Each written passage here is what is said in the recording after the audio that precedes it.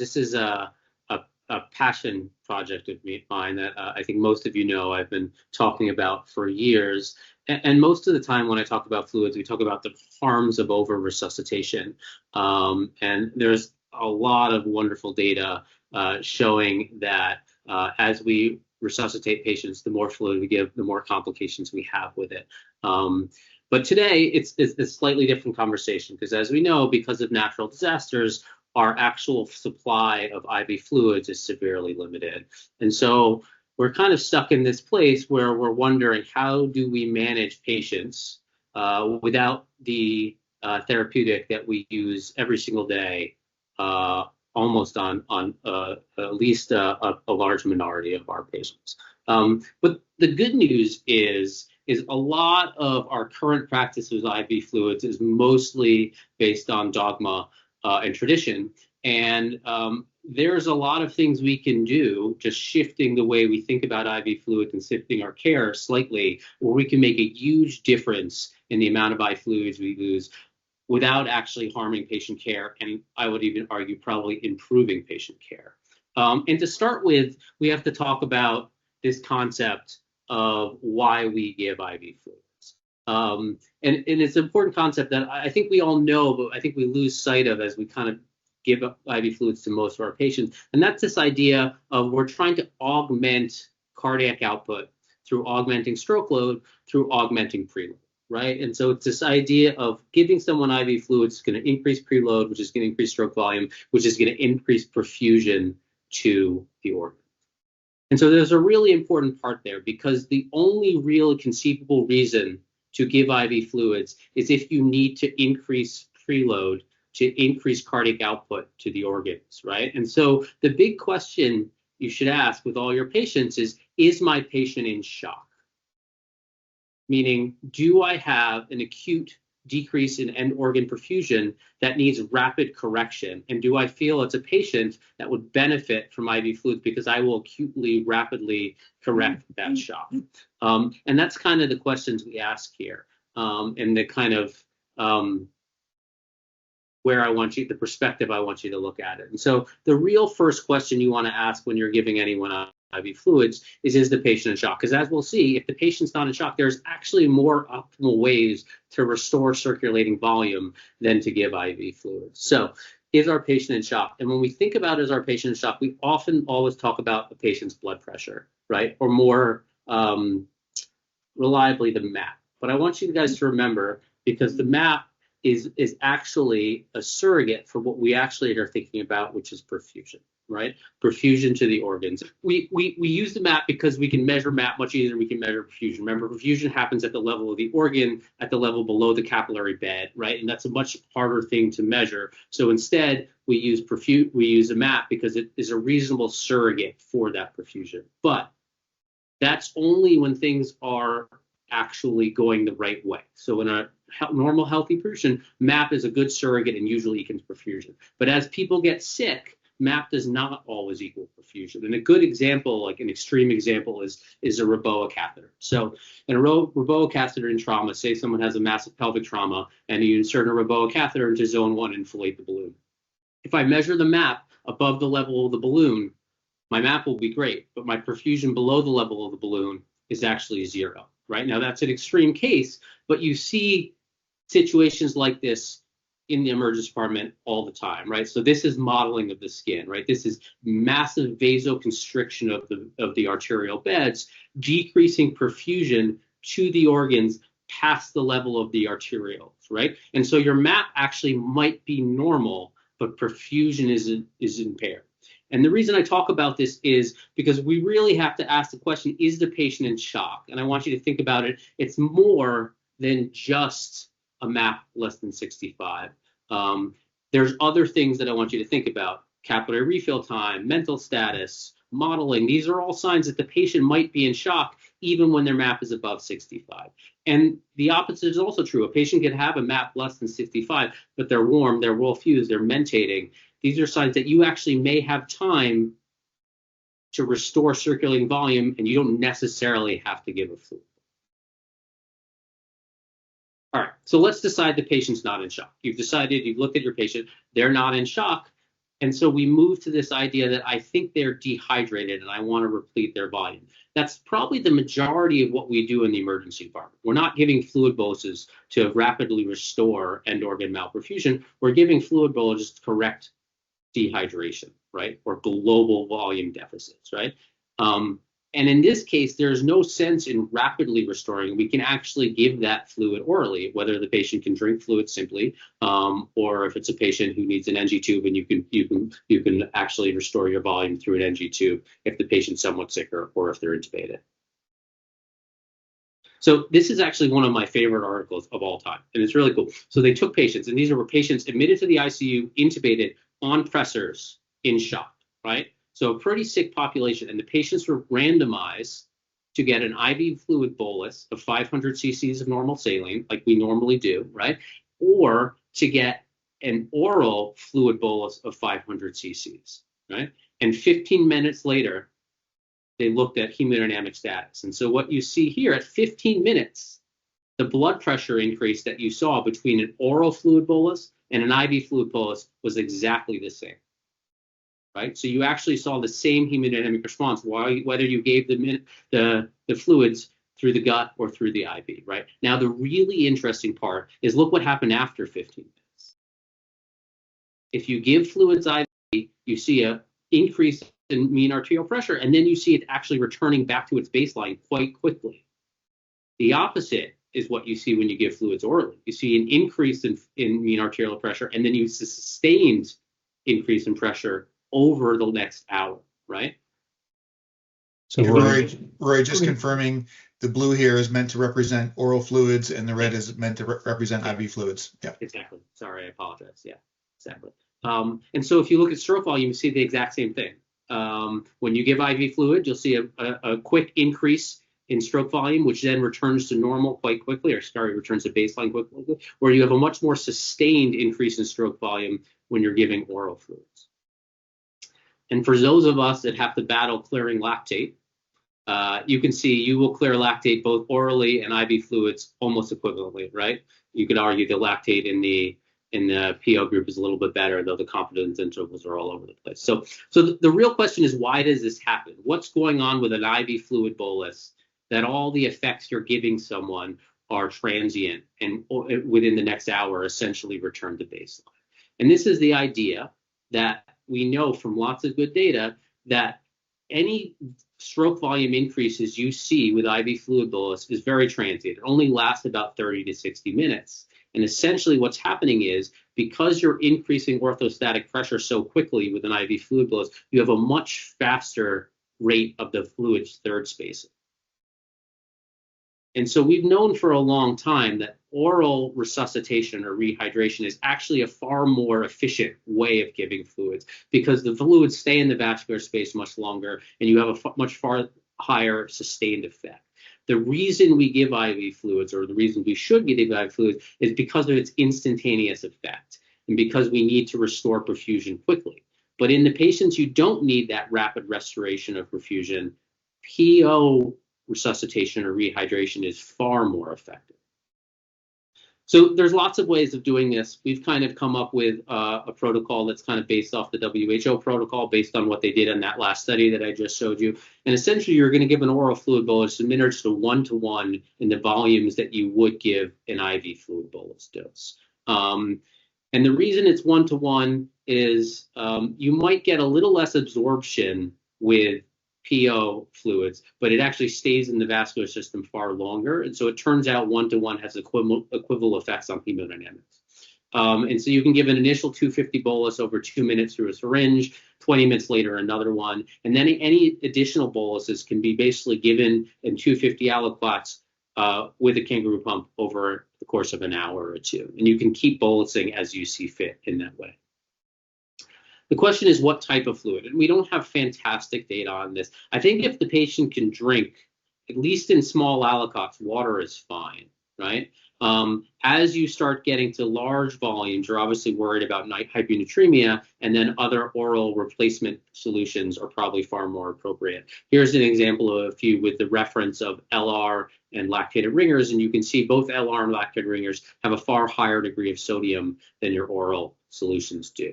The concern here is if we're resuscitating at very high volumes, you're going to start seeing hyponatremia. And the clinical consequences of that are somewhat unknown.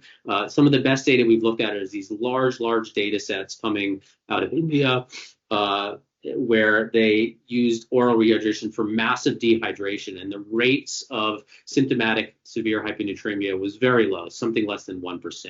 But that being said, if you're giving large quantities of PO or resuscitation, definitely getting electrolyte levels to follow is probably pretty important.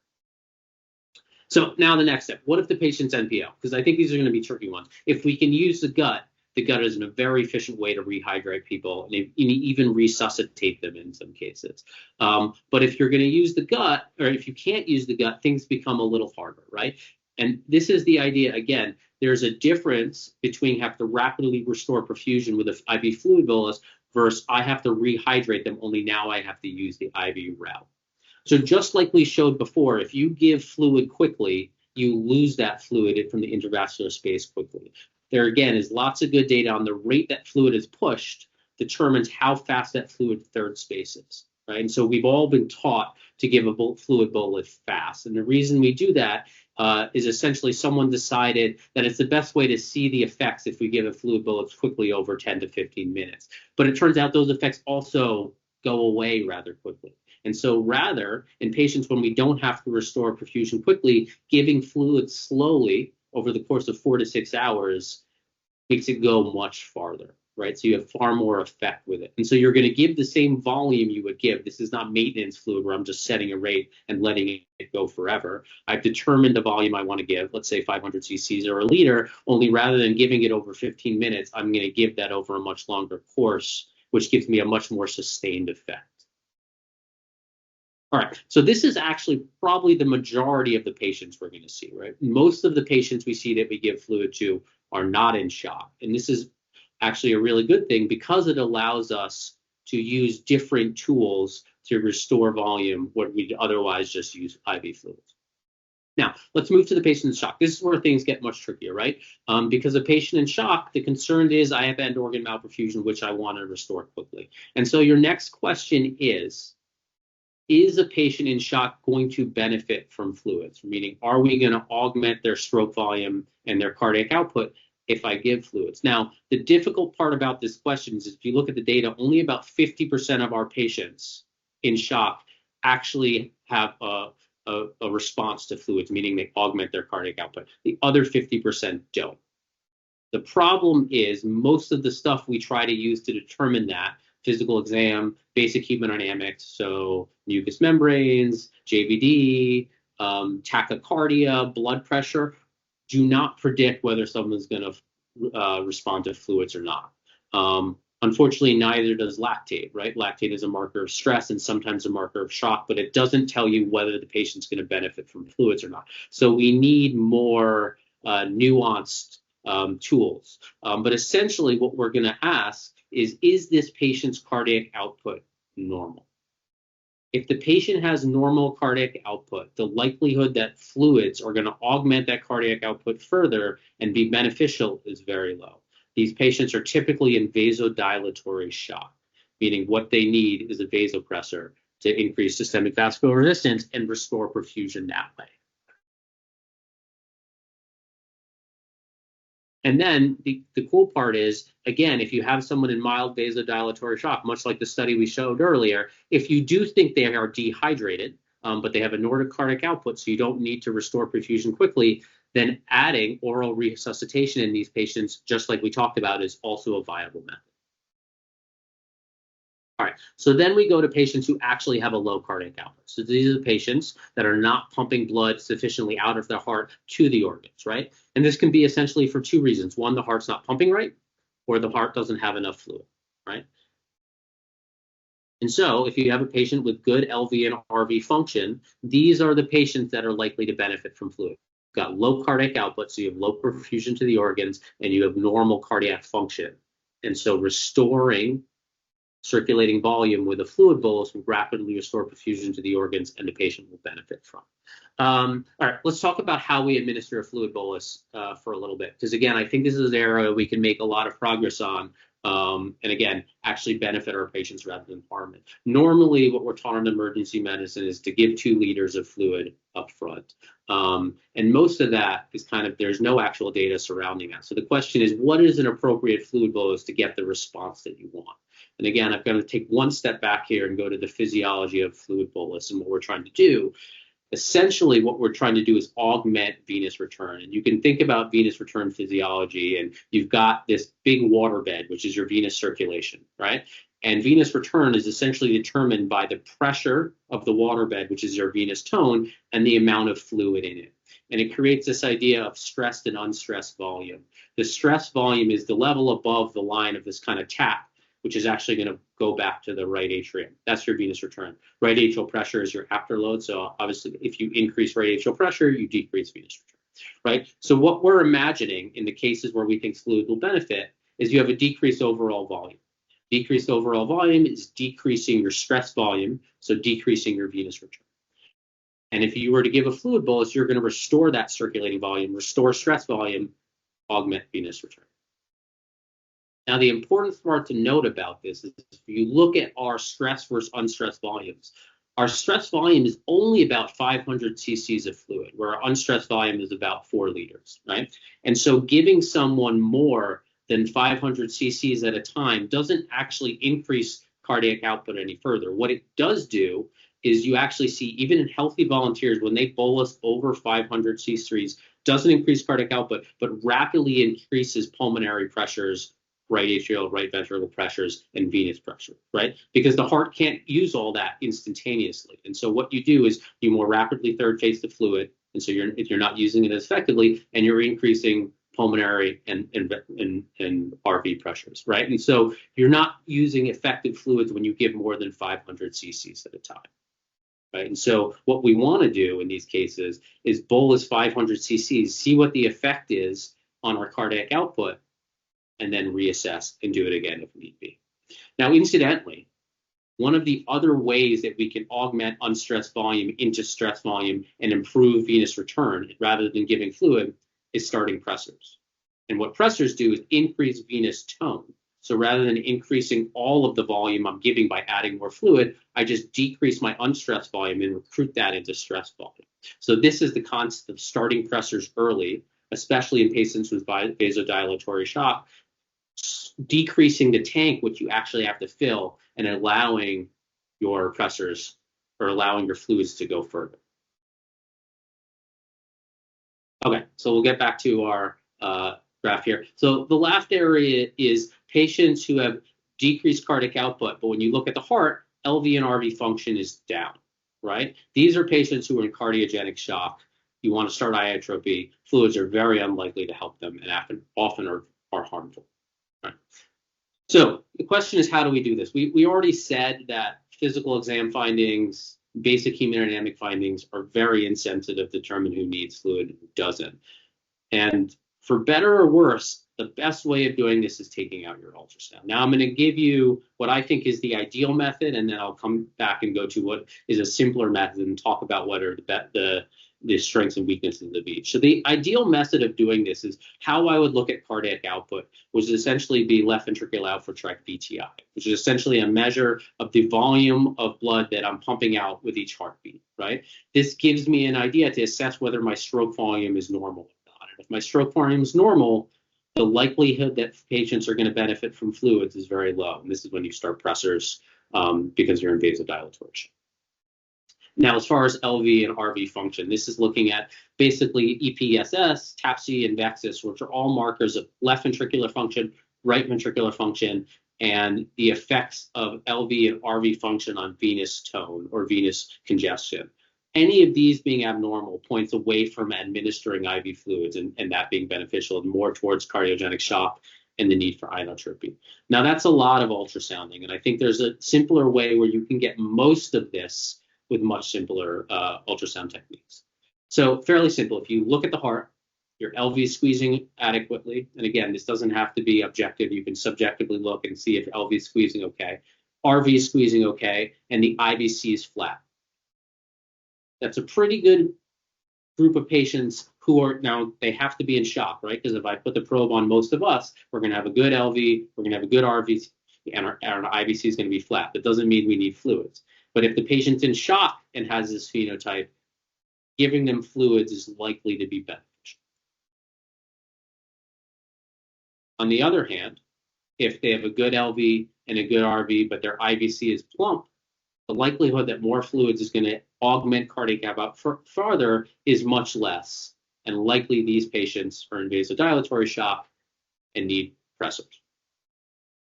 And then finally, patients who have either poor LV or poor RV squeeze are the patients who are in cardiogenic shock, and again, are not going to benefit from fluids. So this is a much simpler way of doing the previous algorithm.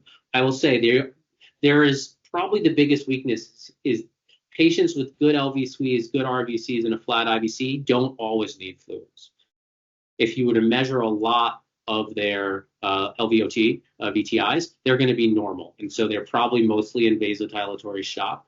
But I think the complexity of the last protocol versus the simplicity of this, you're still going to get most of your bang for your buck if you use this kind of protocol. Now, I want to go over one study because, especially from this perspective, I think it's pretty interesting, which is the Clover's trial. I think we've covered this in previous literature reviews, but this was one of these large trials looking at patients with sepsis in the emergency department, and essentially they were randomized to a restrictive strategy or a liberal strategy in the amount of fluid they got. And what that meant was to get an IV fluid bolus, you had to have actually pretty severe signs of shock. So you had to have severe hypotension, which they equated as a MAP less than 50 or systolic less than 70. Refractory hypotension, which is essentially a MAP less than 65 with higher than 20 milligrams of epinephrine. A lactate greater than 4 after 2 hours of therapy. Severe tachycardia, echographic findings of extreme hypovolemia. And so these aren't perfect. As we talked about, a lot of these aren't really a marker of hypovolemia or need for fluids, they're more a marker of shock. But still, I think if you think about this clinically, if we saw any of these patients clinically, most of us would be giving these patients fluid. And we'd probably be giving patients fluid way before this point. But this was the only reason they gave these patients fluid. Now, the difference in resuscitation was about 2 liters between the restrictive and the liberal group. And what you found, there was actually no difference in mortality between the 2 groups. Now, when this first came out, it was sort of billed as, yeah, we're not really harming patients with the resuscitation technique we're doing in the emergency department, which is actually true. Most of the harms of the IV fluid come over days and days of over-resuscitation in the ICU. Very rarely do the 2 to 3 liters up front in the ED really harm these patients. But at the same time, it does show that most of these patients don't need the extra 2 liters of fluid and do just fine with a very restrictive approach. And that's because patients in sepsis are in vasodilatory shock, and the cure of sepsis is antibiotics, not fluid, and early vasopressors, which again increases venous tone, is going to work just as well as a liberal approach to fluid. Okay, so let's just talk about some tips and tricks, reviewing what we talked about. So really, the only real clear indication of IV fluids is the patient in shock. If they're not in shock, but you think they're dehydrated and they can tolerate PO, let them drink.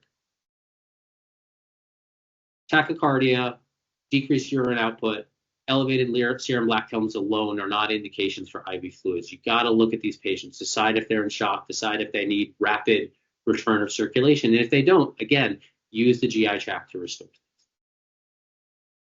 Source control, source control, source control. This is super important because no matter what else we do, if someone's in shock and you're not figuring out what the source is and getting it, the shock's going to get worse and you're going to have to give more IV fluids.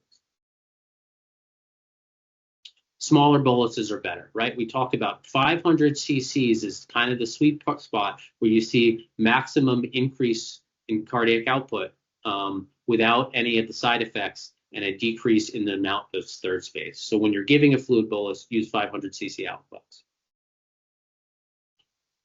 Only give IV fluid to fluid responsive patients. Again, we talked about only about 50% of the patients that we find in shock will actually respond to fluids. So phenotype your shock. use ultrasound, try to figure out who's going to benefit from the fluid or not. This one's a little more for ICU colleagues, but don't give maintenance fluids. Their patients get tons of IV fluids over the course of their day through medicines, through drips, so forth. They don't need additional maintenance fluid. And then one of the final ones is super important. If a patient is in shock with distributive physiology, which is most of the patients we see in the emergency department, your mean systemic filling pressure, or that driving pressure of venous return, can be raised with vasopressors before starting fluids. This not only increases cardiac output when you start them alone, but also decreases the tank you're trying to fill, making fluids, if you give them, more effective when you do. All right. So again, this is our kind of summary of our thought process and how we're going to walk through this. Shock or no shock, which is the most important question right there at the top. And if they're not in shock, try to use the oral route to restore volume. And then obviously phenotype your shock and decide which patients benefit from fluids and don't. Okay, I'll pause there for questions. Rory, that was great. Thank you. Assad, I saw your hand up there for a moment. Yeah, please go ahead. Thanks, Rory. I know I've talked to you extensively about some of these things in the past, and I feel like I already know your answer to this, but kind of more broadly, I know obviously the focus will always be on patient care first. However, we are bound by certain criteria, specifically CMS guidelines, and we want to make sure that we're not the care that we're providing isn't an outlier. Specifically at St. Mary's, we have been looking at this extensively, and we've been trying to come up with language that we can include in the documentation to justify what we think is best for the patients. However, they view this kind of clearly that we should be giving, for patients that are severe sepsis or septic shock, we should be giving them the 30 cc's per kilo IV fluid bolus per ideal body weight. How do you approach that, and how do you find a balance between what you think is best for the patient in this way while also adhering to those guidelines?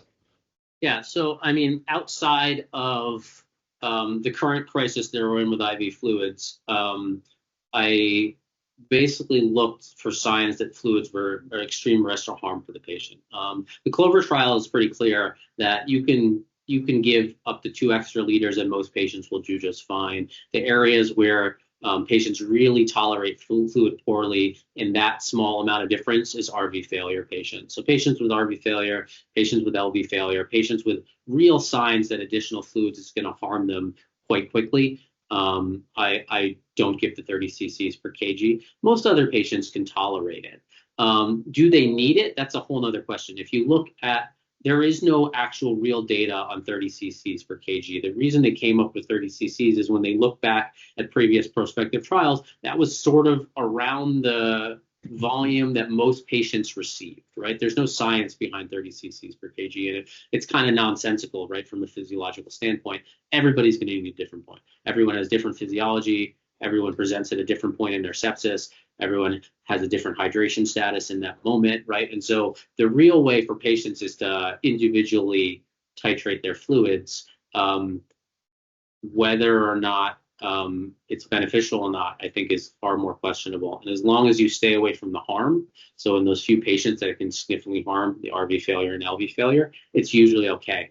Now, when we're talking about an IV shortage, I think it's a different question entirely. You can get a lot of your fluids from like antibiotics and so forth. It doesn't have to be IV fluid boluses. A good question is, will they accept giving PO fluid boluses? And does that count towards your 30 cc's per kg? And I'm not sure. Rory, there's a couple questions in the chat. And one of these, I think, is just kind of related to the practicality of, I totally agree with the idea of starting pressors early, but from a process perspective, that means that the patient has to go to the ICU.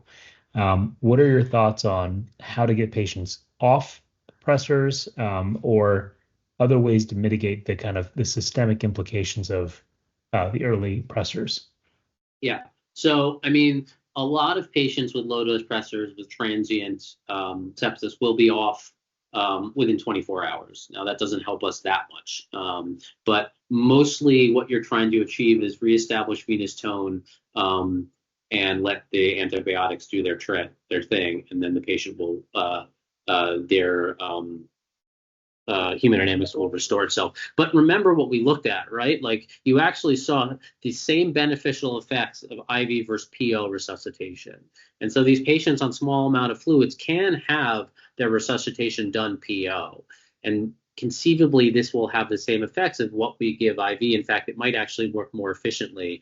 Often you see patients, we've all seen them, right? You give IV fluids, they come off the pressors, an hour or so later, they're back on the pressors, you give more IV fluids. And that's that third spacing of fluids that we see over and over again.